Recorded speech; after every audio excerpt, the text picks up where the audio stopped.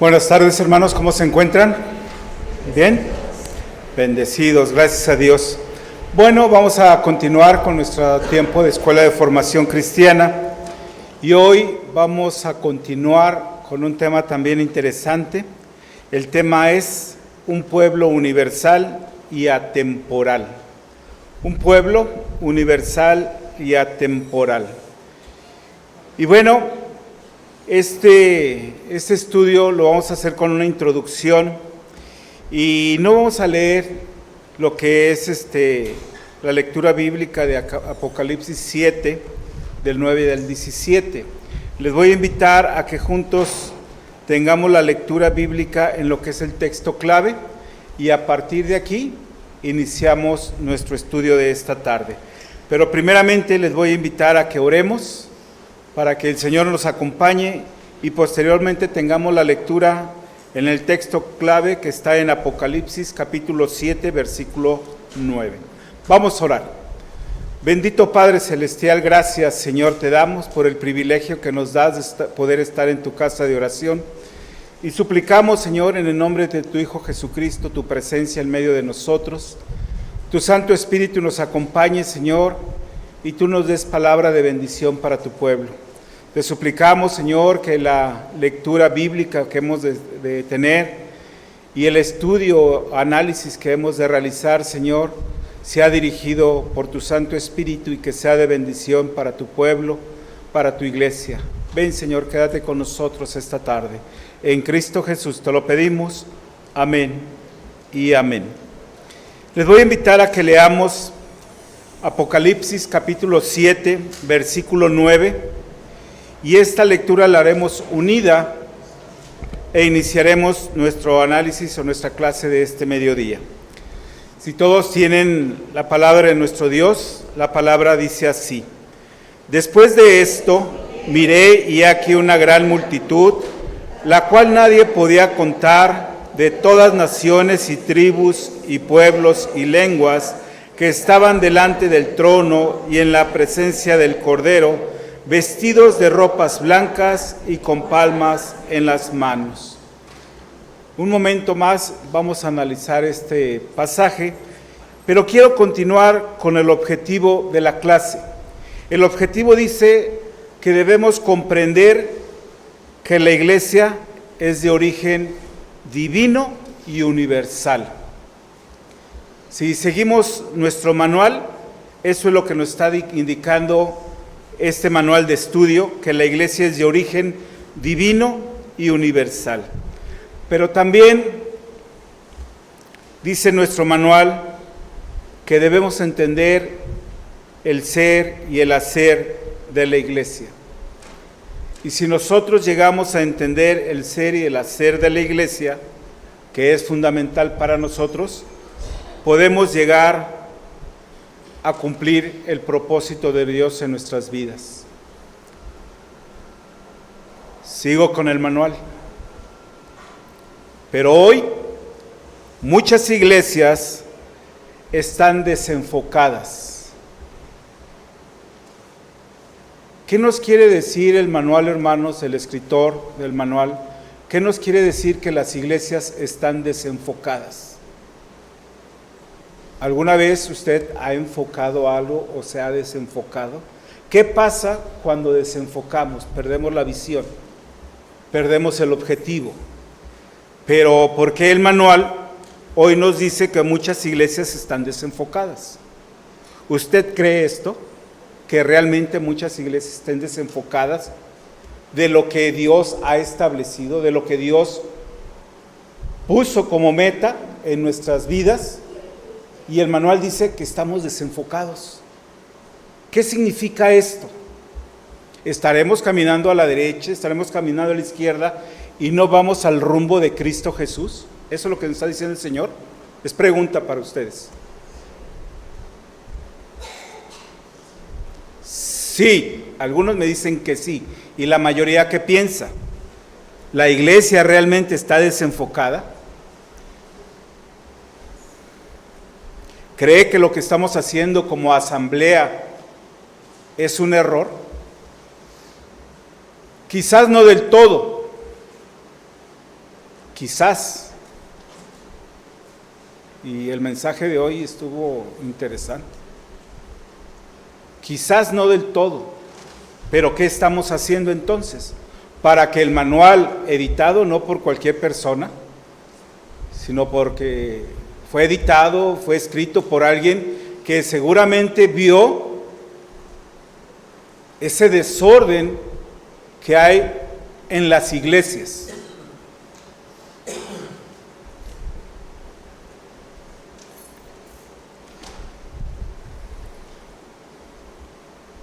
La iglesia está desenfocada de su función en el mundo de Dios.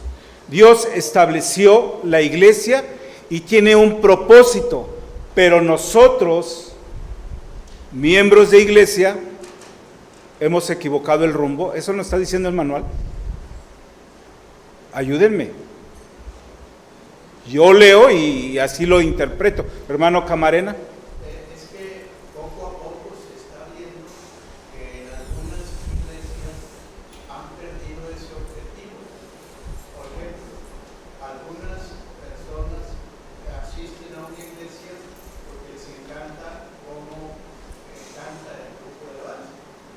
Muy bien. Algunas personas asisten a una iglesia porque les encanta cómo habla el pastor. Y así sucesivamente. Hemos perdido la centralidad de nuestra adoración. Muy bien, entonces el interés de nosotros como miembros de iglesia y venir al templo y estar observando la palabra de Dios y viendo lo que Dios nos pide, cambiamos nuestra visión y nos agradamos en cosas seculares, en situaciones que no tienen ningún propósito de lo que Dios ha establecido. ¿Estamos? Pero para poder rediccionar, arreglar, ajustar, necesitamos conocer las características de la iglesia. Si queremos nosotros retomar el camino, necesitamos conocer las características de la iglesia. ¿Cuál iglesia? Las que Dios estableció. ¿Quién es el creador de la iglesia? Dios, Cristo, y a Él debemos regresar y retomar el rumbo. Y entonces, con este pasaje, hermanos, del texto clave de Apocalipsis 7, versículo 9, nos surge una gran cuestión. El escritor nos narra y dice: después de esto miré y aquí una gran multitud. Pero después de esto, ¿después de qué? ¿Qué ve el escritor? ¿Qué ve el profeta? Que dice: después de esto, un acontecimiento, después de esto, miré y aquí una gran multitud. ¿Qué fue lo que pasó? ¿Qué fue lo que miró y dijo después de esto? Si queremos nosotros retomar un poco y acercarnos a lo que Dios ha establecido, este profeta está estableciendo una visión para un grupo de personas alejadas de Dios, pero también para un grupo de personas cercanas a Dios. La semana pasada hablábamos de la gracia común y de la gracia especial. Y nos dimos cuenta que hay un grupo de personas que son bendecidas por Dios independientemente su fe. Y que quizás estén haciendo algo contrario a lo que Dios ha establecido, pero están bajo la gracia común de Dios. Y hay un grupo de personas que acepta el gobierno de Dios, acepta la palabra de Dios y camina bajo la sombra del Omnipotente. Si queremos saber qué fue lo que sucedió, les voy a invitar a que regresemos a Apocalipsis capítulo 6 y veamos de los versículos 14 al 17. Ustedes, por favor, me siguen en su Biblia y si me permiten yo lo voy a leer. Apocalipsis capítulo 6, versículos 14 al 17. Dice la palabra de nuestro Señor: y el cielo se desvaneció como un pergamino que se enrolla, y todo monte y toda isla se removió de su lugar. Y los reyes de la tierra, y los grandes, los ricos, los capitanes, los poderosos, y todo siervo y todo libre, se escondieron en las cuevas y entre las peñas de los montes. Y decían a los montes y a las peñas: caed sobre nosotros y escondednos del rostro de aquel que está sentado sobre el trono y de la ira del Cordero, porque el gran día de su ira ha llegado, y quién podrá sostenerse en pie. Hermanos, aquí vemos una primera acción de aquellos que están fuera del reino de Dios, y que Dios obrará en ellos su justicia. Y ellos, temerosos, decían a los montes y a las peñas: caed sobre nosotros y escondednos del rostro de aquel que está sentado sobre el trono y de la ira del Cordero. Un cumplimiento de la promesa de nuestro Dios. Después de esto es que Juan nos habla del capítulo 7. ¿Y qué es lo que está pasando en el capítulo 7, hermanos? ¿Qué es lo que descubrimos en el Señor que está pasando en el capítulo 7? Estamos hablando de Apocalipsis. ¿Y qué es el término apocalíptico o apocalipsis? ¿Qué es? Nada más que revelación. Revelación. Juan está destacando la importancia del carácter profético en este escrito del capítulo 7 y todo Apocalipsis. El Apocalipsis es un mensaje dirigido en primer lugar a las iglesias concretas o comunidades cristianas. Hoy en día a nosotros. En aquel tiempo, aquel Israel, aquel pueblo de Dios. Pero hoy es directo a nosotros. ¿Y cuál es el mensaje del escritor? Que Cristo ha cumplido en todos sus términos el plan redentor dispuesto por Dios. Y después de todo eso que vio Juan, empieza su narrativa del capítulo 7, versículo 9. Es el testimonio de Juan en un lenguaje lleno de símbolos. Vamos a encontrar Apocalipsis lleno de símbolos, de imágenes y de visiones. Y esta lectura apocalíptica tiene un propósito para la iglesia de ayer, para la iglesia de hoy y la iglesia del mañana, la iglesia de siempre. ¿Cuál es ese mensaje? ¿Cuál es el propósito? Alentar a los creyentes a renovar la esperanza de un pueblo sojuzgado, oprimido, pero con la promesa de un futuro exitoso próximamente. ¿Y cómo será ese futuro? Para usted y para la iglesia. ¿Cómo será ese futuro? Un futuro para ti y para todo creyente, un futuro de victoria.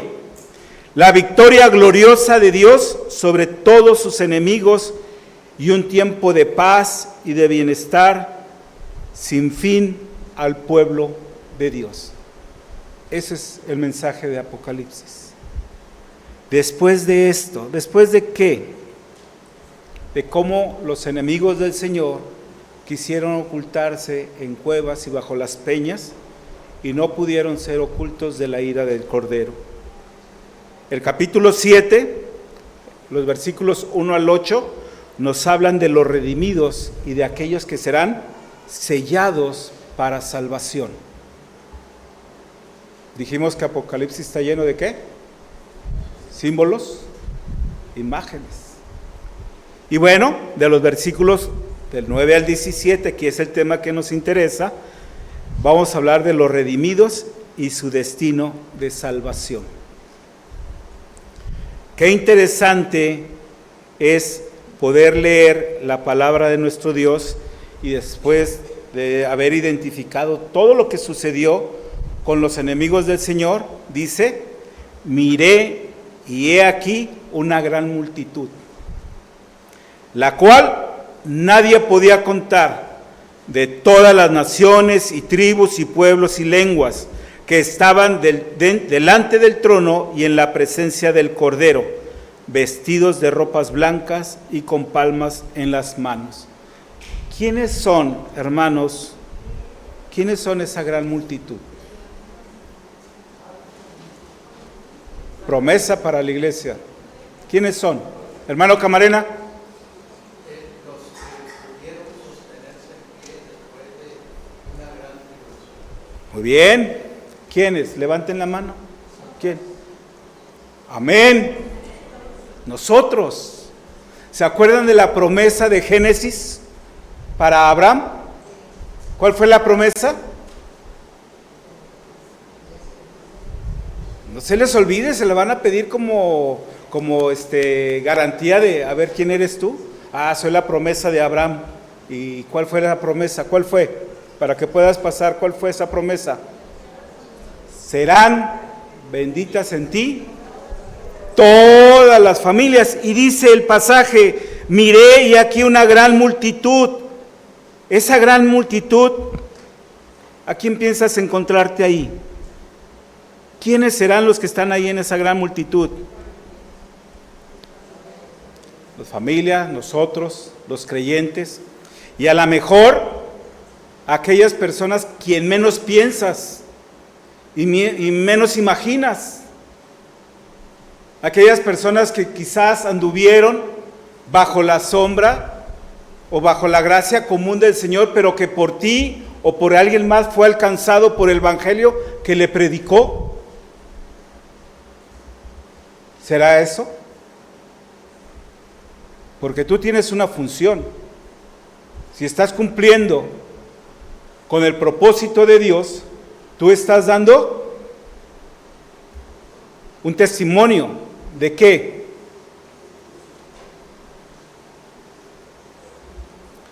¿De qué, hermanos? De lo que el Señor está haciendo en tu vida. ¿Y lo qué? Lo pregonas. ¿Cómo?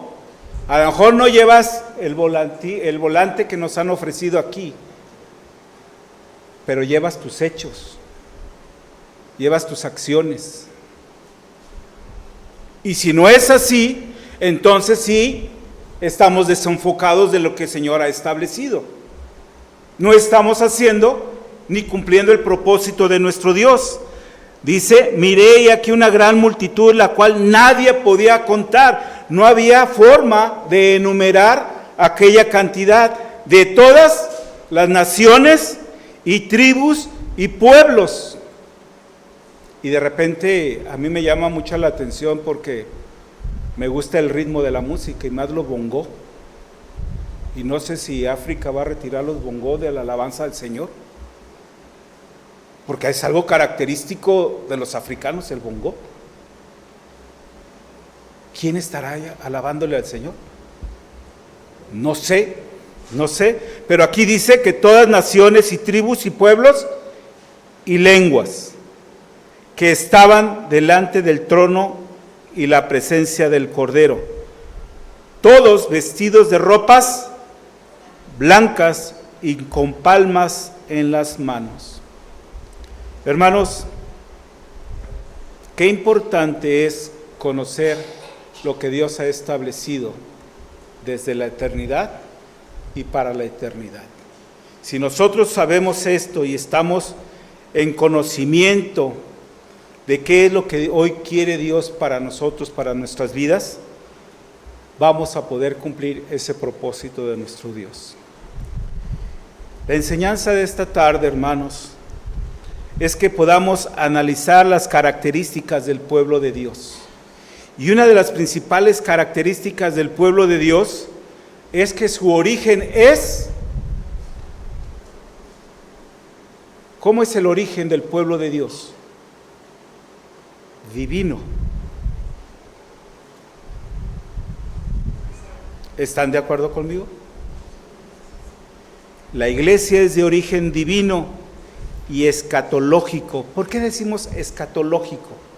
¿Qué quiere el autor darnos a entender de que es divino y escatológico? ¿Qué significa la palabra escatología? Los últimos tiempos. Adelante, pastor, con toda confianza. Puede participar y ayudarme. No crean, me están temblando las piernas. Puede ayudarme, pastor.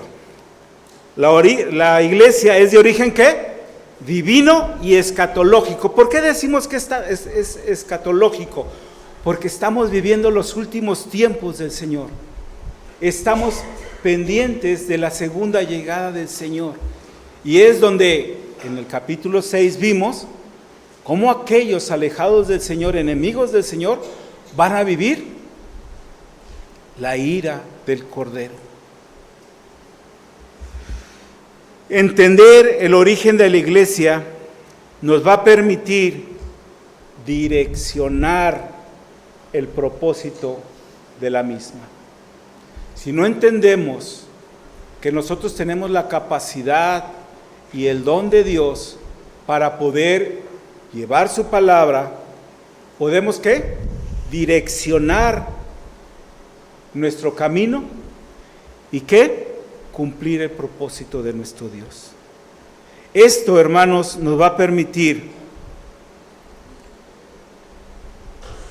direccionar y evitar lo que es y lo que debe hacer la iglesia. La iglesia es de origen divino porque Dios la estableció. Él la fundó por medio de Jesucristo y la obra del Espíritu Santo.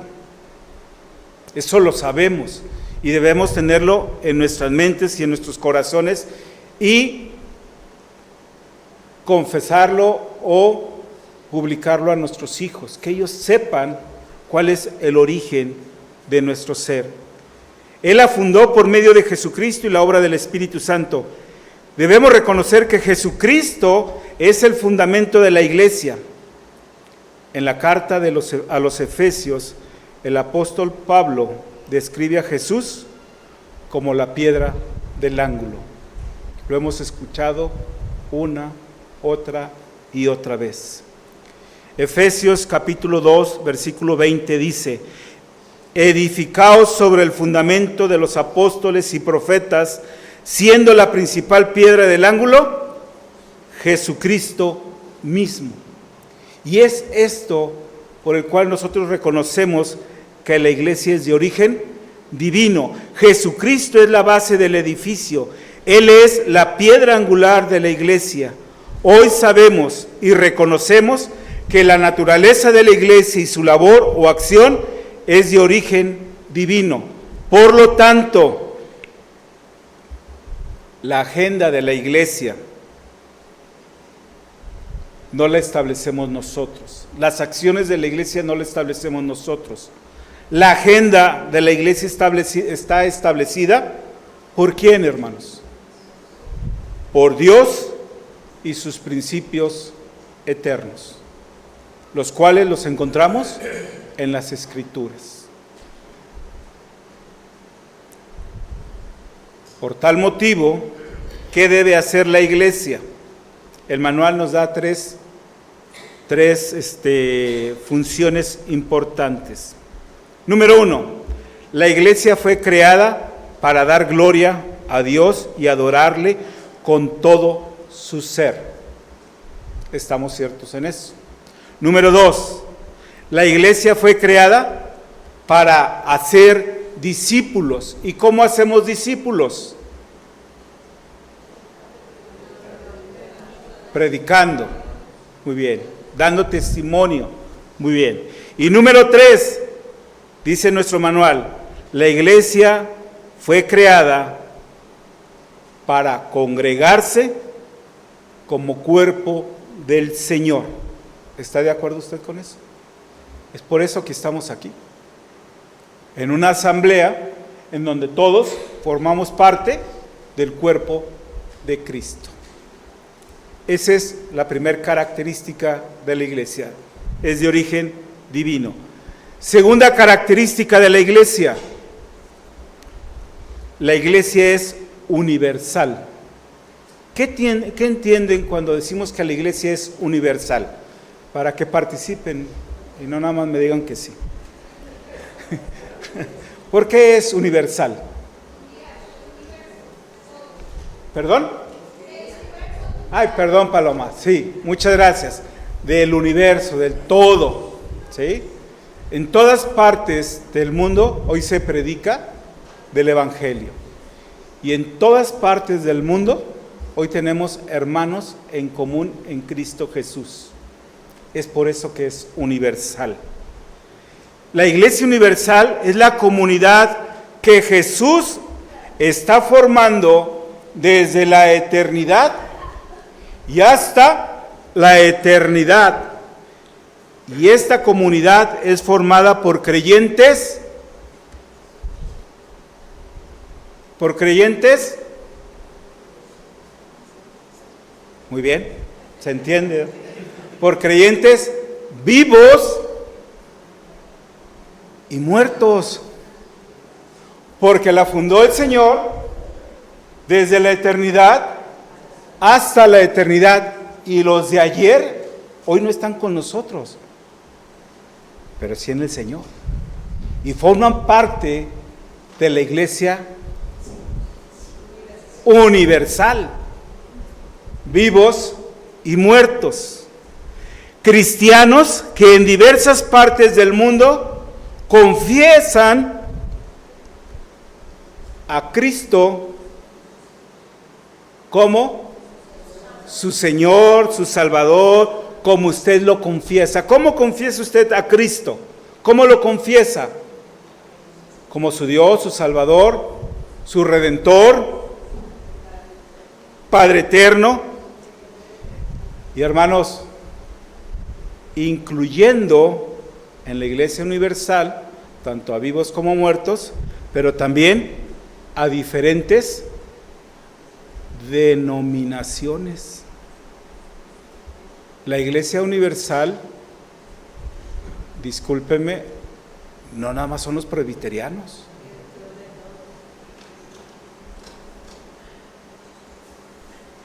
Entonces estamos equivocados.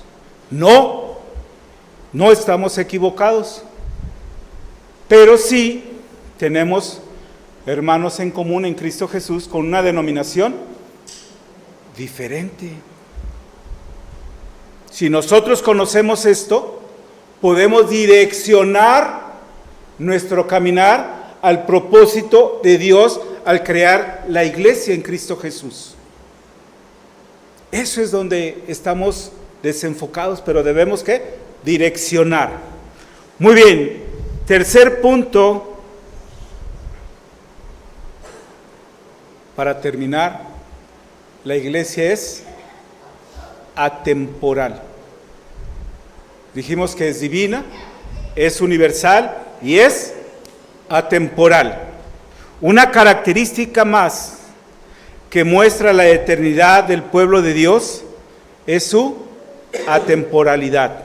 Es decir, la iglesia es indestructible.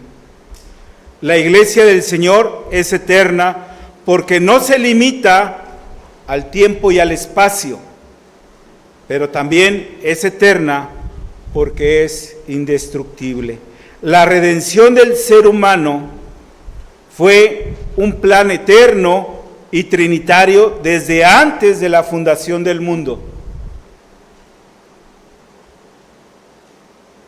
Podemos identificar en las Escrituras que la predestinación del hombre para luego elegirlo y llamarlo no tendría sentido si no fuera un plan eterno. En consecuencia, el pueblo de Dios es atemporal.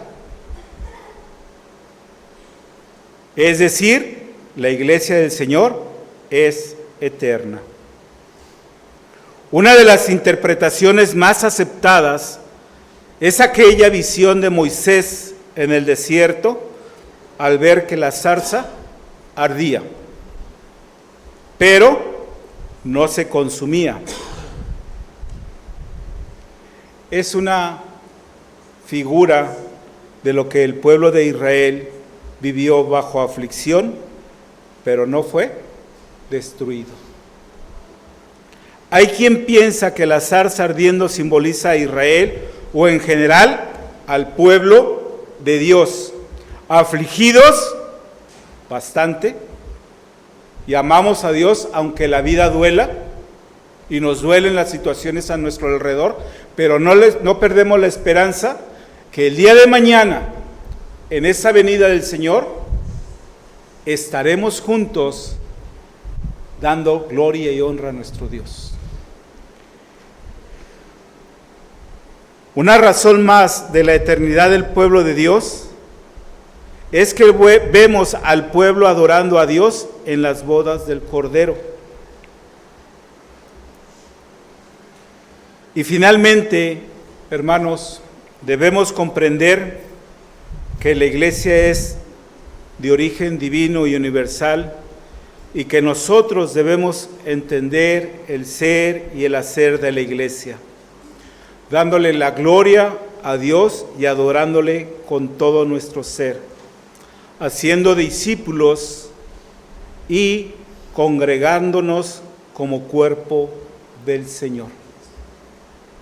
Esto es, hermanos, el estudio de esta tarde, y Dios quiera y nos permita, en su amor y misericordia, poder ser parte de aquella gran multitud, la cual nadie podía contar. Ser parte de todas naciones y tribus y pueblos y lenguas que estaban delante del trono y en la presencia del Cordero, vestidos de ropas blancas y con palmas en las manos.